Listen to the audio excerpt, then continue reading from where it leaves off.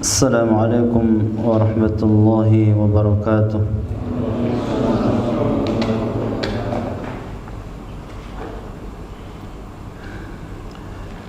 إن الحمد لله نحمده ونستعينه ونستغفره ونعوذ بالله من شرور أنفسنا وسيئات أعمالنا. من يهده الله فلا مضل له ومن يضلل فلا هادي له. وأشهد أن لا إله إلا الله وحده لا شريك له. وأشهد أن محمدا عبده ورسوله لا نبي بعده. قال الله عز وجل: يا أيها الذين آمنوا اتقوا الله حق تقاته ولا تموتن إلا وأنتم مسلمون. يا أيها الناس اتقوا ربكم الذي خلقكم من نفس واحدة وخلق منها زوجها وبث منهما رجالا كثيرا ونساء. واتقوا الله الذي تساءلون به والأرحام إن الله كان عليكم رقيبا. يا أيها الذين آمنوا اتقوا الله وقولوا قولا سديدا يصلح لكم أعمالكم ويغفر لكم ذنوبكم. ومن يطع الله ورسوله فقد فاز فوزا عظيما. أما بعد فإن أحسن الكلام كلام الله وخير الهدى هدي محمد صلى الله عليه وسلم. وشر الأمور محدثاتها فإن كل محدثة بدعة وكل بدعة ضلالة وكل ضلالة في النار. أيها الإخوة رحمني ورحمكم الله جميعا. Alhamdulillah, kita bersyukur kepada Allah Subhanahu wa taala atas nikmat yang Allah berikan kepada kita, terutama nikmat waktu,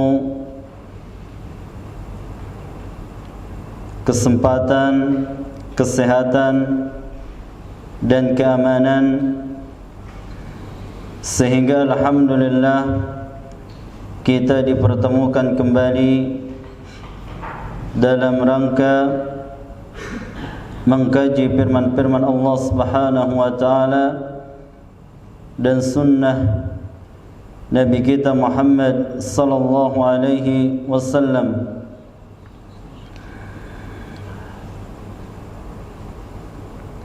Yang mana kebanyakan manusia melalaikan nikmat-nikmat ini.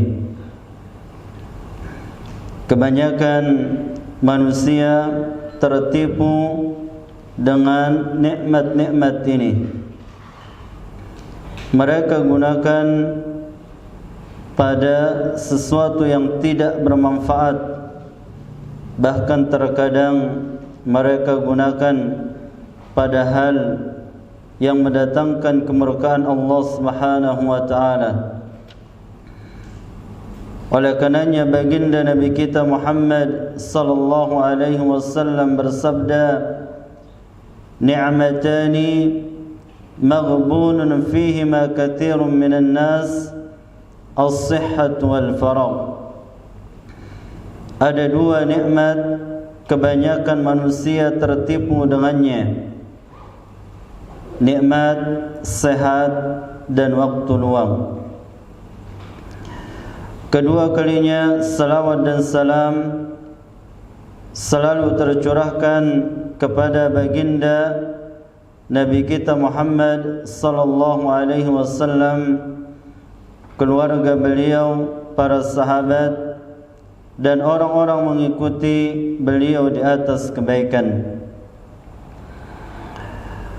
InsyaAllah ta'ala pada malam kali ini kita akan melanjutkan kitab Arba'in Nawawiyah,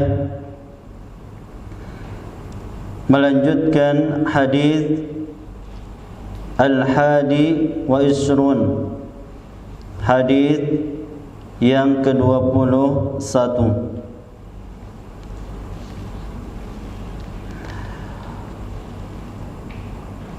قال الإمام النووي رحمه الله تعالى عن أبي عمرو وقيل أبي عمرة سفيان بن عبد الله الثقفي رضي الله عنه, dari sahabat Abu Amr, dikatakan juga nama beliau Abu Amrah Sufyan bin Abdullah Az-Zaqafi radhiyallahu anhu. Qala qultu ya Rasulullah, aku berkata, wahai Rasulullah, qul li fil islami qawlan la as'alu anhu ahadan ghairak. Katakan kepadaku di dalam Islam perkataan yang aku tidak akan menanyakannya kepada seorang pun selain engkau, wahai Rasulullah sallallahu alaihi wasallam. Qala Rasulullah sallallahu alaihi wasallam bersabda, qul amantu billah thumma istaqim.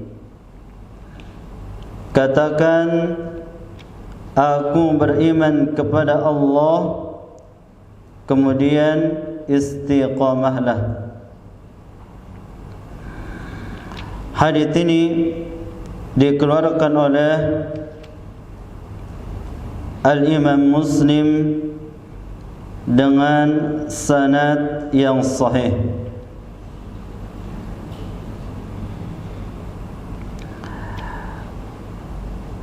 Dalam riwayat yang lain, Abu Amr mengatakan, hadithni bi amrin a'tasimu bih. Beritakan kepadaku dengan satu perkara yang aku akan berpegang teguh dengannya. Maka Rasulullah sallallahu alaihi wasallam bersabda, qul rabbi Allah thumma istaqim. Katakan, Tuhanku, Rabbku adalah Allah, kemudian istiqamahlah.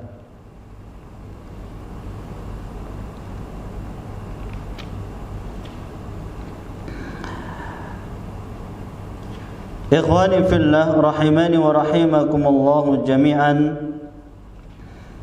Hadits ini adalah hadits yang sangat mulia, hadits yang sangat agung,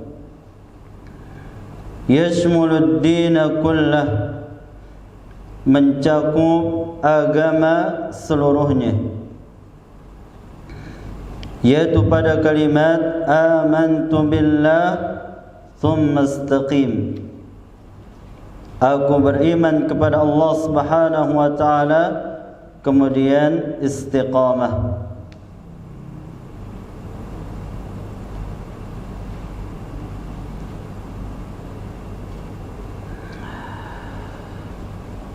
Di sini sahabat Abu Amrah berkata kepada Nabi kita Muhammad sallallahu alaihi wasallam, "Qul li fil Islami qawlan la as'alu anhu ahadan ghairak." Katakan kepadaku wahai Rasulullah sallallahu alaihi wasallam, fil Islam, pada Islam, maksudnya adalah syariah, pada syariat Islam atau amalan Islam, qawlan, perkataan yang aku tidak akan menanyakannya kepada selain engkau wahai Rasulullah sallallahu alaihi wasallam.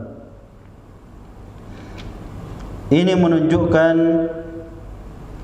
begitu semangatnya para sahabat Nabi kita Muhammad sallallahu alaihi wasallam menanyakan suatu amalan yang dia akan amalkan sedikit atau amalan itu ringan tapi pahalanya besar.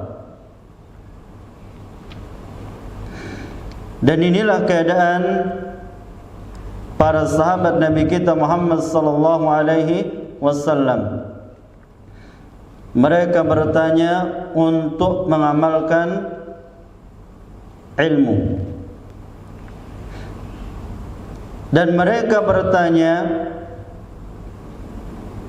dengan pertanyaan yang akan menyelamatkan mereka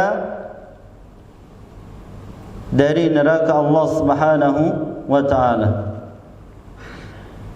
Inilah para sahabat Nabi kita Muhammad sallallahu alaihi wasallam. Bahkan di dalam banyak hadis kita menjumpai perkataan para sahabat, akhbirni bi'amalin yudkhiluni al-jannah. Kabarkan kepadaku wahai Rasulullah sallallahu alaihi wasallam amalan yang memasukkan aku ke dalam surga.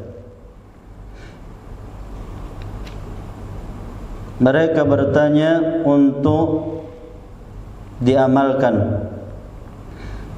Mereka menanyakan suatu amalan yang bisa bermanfaat bagi mereka, baik di dalam kehidupan dunia, terlebih-lebih dalam kehidupan akhirat, seperti Abu Amrah Sufyan bin Abdullah Az-Zaqafi.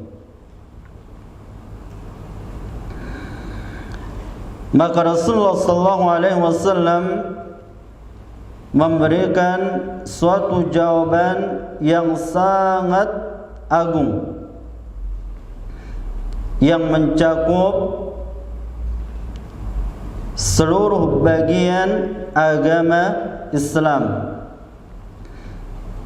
yaitu kalimat amantu billah thumma istaqim.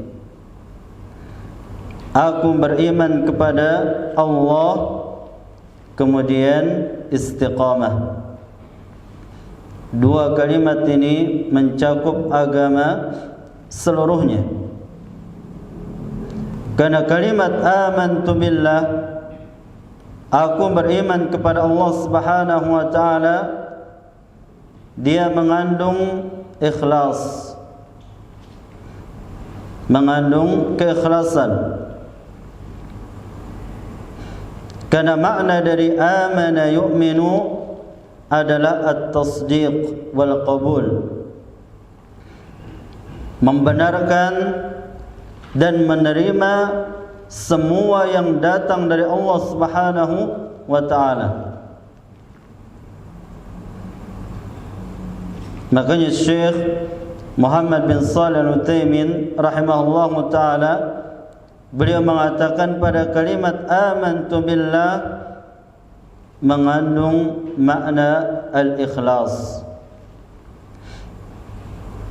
mengikhlaskan agama ini hanya kepada Allah Subhanahu wa ta'ala, dan dia adalah pondasi Islam. Kemudian yang kedua istiqamah. Dan istiqamah maknanya suluku siratal mustaqim, menempuh jalan yang lurus. Dan seorang tidak akan dikatakan menempuh jalan yang lurus sampai perkataannya, perbuatannya, keyakinannya mengikuti sunnah Rasulullah sallallahu alaihi wasallam. Sehingga kalimat istiqamah mengandung makna mutaba'atur Rasul sallallahu alaihi wasallam, mengikuti sunnah Rasulullah sallallahu alaihi wasallam, yang mana keduanya merupakan syurutu qabulil a'mal, syarat diterimanya amalan. Yang pertama, ikhlasul ibadati lillah, mengikhlaskan ibadah hanya kepada Allah Subhanahu wa ta'ala.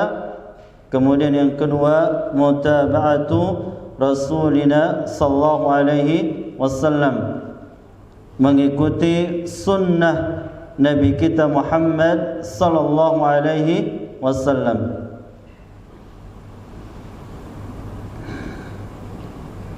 Oleh karenanya para ulama kita mengatakan hadits ini kenapa dibawakan oleh Al-Imam An-Nawawi di dalam kitab Arba'in Nawawiyah, karena hadits ini termasuk usuluddin, pondasi agama,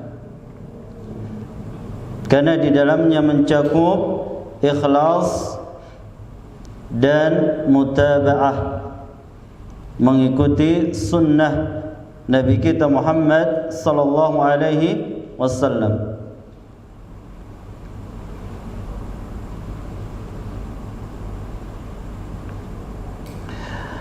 Sebagaimana yang Allah Subhanahu wa ta'ala ungkapkan tentang syarat diterimanya amalan, yaitu pada firman Allah Subhanahu wa ta'ala, liyabluwakum ayyukum ahsanu amala alladhi khalaqal mauta wal hayata liyabluwakum ayyukum ahsanu amala. Dialah Allah Subhanahu wa ta'ala yang menciptakan hidup dan mati, liyabluwakum, untuk menguji kalian siapakah di antara kalian yang paling bagus amalnya. Allah Subhanahu wa ta'ala di dalam ayat ini tidak mengatakan aktsarukum amala, paling banyak amal kalian, tidak. Tapi Allah menggunakan kalimat ahsanu, paling bagus.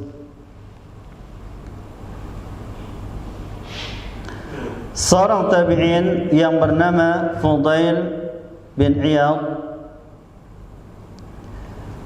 beliau menafsirkan kalimat ahsanu amala ay akhlasuhu wa aswabuh. Makna yang paling bagus itu adalah yaitu paling ikhlas dan paling benar. Kemudian beliau mengatakan, idza kana al-'amalu khalisan wa lam yakun sawaban lam yuqbal. Jika amalan itu dilakukan dengan ikhlas akan tapi tidak benar, yakni tidak mencocoki sunnah Nabi kita Muhammad sallallahu alaihi wasallam, maka amalan itu tidak diterima.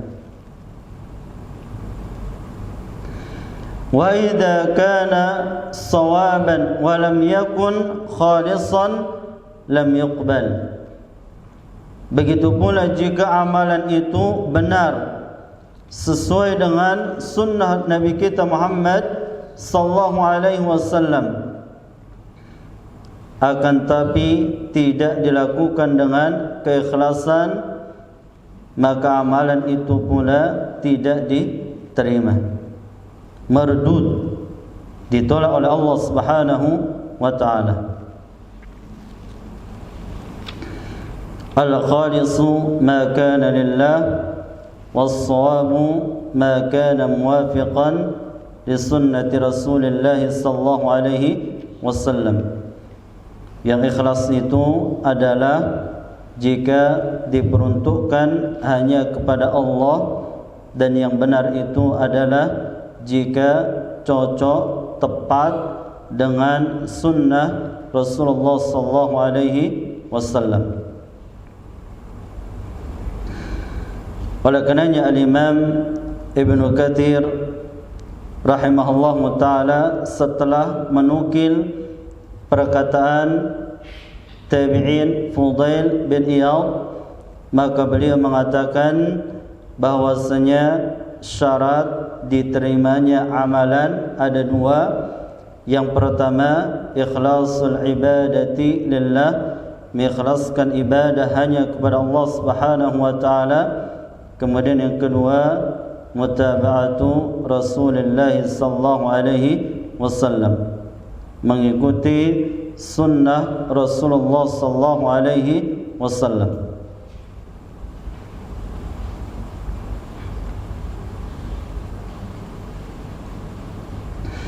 Tapi inilah cakupan dari kalimat amantu billah thumma istaqim. Aku beriman kepada Allah Subhanahu wa taala, kemudian istiqamah. Tapi ini makna secara global. Adapun makna secara khusus, maka kalimat amantu billah mencakup al-imanu biwujudillahi subhanahu wa ta'ala,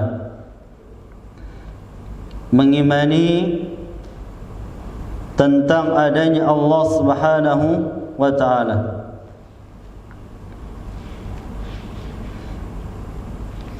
Wajib kita mengimani adanya Allah Subhanahu wa ta'ala.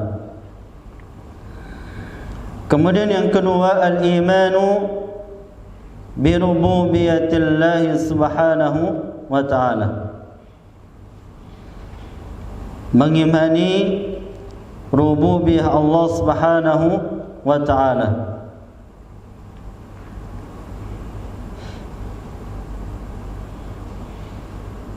Bahwasanya dia Allah Subhanahu wa ta'ala yang menciptakan kita, yang memberikan rezeki kepada kita, yang mengatur seluruh urusan kita.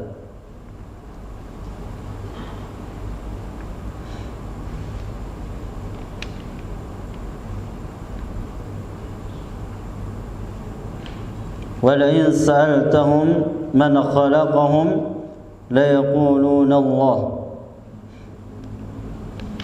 Orang-orang Quraisy ketika mereka ditanya, siapakah yang menciptakan kalian, maka mereka mengatakan Allah. Kemudian yang ketiga, al-imanu bi'uluhiyatillah, mengimani uluhiyah Allah Subhanahu wa ta'ala,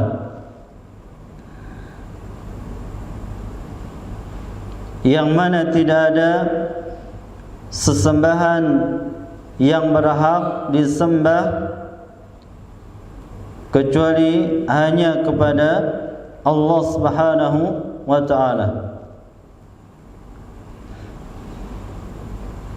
Ini juga makna dari amantu billah, saya beriman kepada Allah Azza wa Jalla. Kemudian yang keempat, al-imanu bi asma'illahi wa sifatih, mengimani nama-nama Allah Subhanahu wa ta'ala dan sifat-sifat Allah Subhanahu wa ta'ala. Ini juga bagian dari al-imanu billah, beriman kepada Allah Subhanahu wa ta'ala. Sebagaimana yang Allah firmankan, walillahil asma'ul husna fad'uuhu biha. Begitu juga pada kalimat amantu billah, mencakup seluruh apa-apa yang diperintahkan Allah Subhanahu wa ta'ala bagi kita untuk mengimaninya, termasuk arkanul iman, termasuk arkanul iman yang menjadi akidah seorang muslim. Rukun iman ada berapa? Ada 6. 5 apa 6? 6. Yang pertama apa? Beriman kepada Allah. Yang kedua, beriman kepada malaikat. Yang ketiga, beriman kepada kitab-kitabnya. Keempat, beriman kepada rasul-rasulnya. Yang kelima, beriman kepada hari akhir. Yang keenam, beriman kepada takdir baik dan buruknya. Pada kalimat amantu billah mencakup semuanya itu, termasuk beriman dengan risalah yang dibawa oleh baginda Nabi kita Muhammad sallallahu alaihi wasallam. Thumma istaqim, kemudian istiqamahlah di atasnya. Yani apabila kita istiqamah di atas keimanan kita kepada Allah Subhanahu wa ta'ala, maka balasannya adalah selamat dunia akhirat. Sebagaimana yang difirmankan oleh Allah Subhanahu wa ta'ala di dalam surat Al-Ahqaf ayat 13 dan 14. Allah Subhanahu wa ta'ala berfirman, innal ladzina qalu rabbuna Allah, sesungguhnya orang-orang yang berkata Rabb kami adalah Allah, thumma istaqamu, kemudian mereka istiqamah di atasnya, fala khaufun alaihim wala hum yahzanun, tidak ada rasa takut bagi mereka dan mereka tidak bersedih. Tidak takut dari kematian karena mereka mendapatkan jaminan keamanan, dan mereka tidak bersedih meninggalkan dunia ini. karena mereka akan mendapatkan kenikmatan yang jauh lebih besar. Ulaika ashabul jannah, mereka itulah penduduk-penduduk surga. Khalidina fiha, kekal di dalamnya. Jazaa'an bima kanu ya'malun, sebagai balasan dengan apa yang mereka lakukan. Begitu juga di dalam surat Fussilat ayat ke-30, Allah Subhanahu wa taala berfirman, innal ladzina qalu rabbuna Allah thumma istaqamu tatanazzalu alaihimul malaikatu alla takhafu wa la tahzanu. Sesungguhnya orang-orang yang mengatakan Rabb kami adalah Allah, kemudian mereka istiqamah, maka turun kepada mereka para malaikat seraya mengatakan, janganlah kalian takut, janganlah kalian bersedih. Wa abshiru bil jannati allati kuntum tu'adun, dan bergembiralah dengan surga yang telah dijanjikan oleh Allah Subhanahu wa taala. Itulah balasan bagi orang yang mengatakan Rabb kami adalah Allah, kemudian mereka istiqamah di atasnya.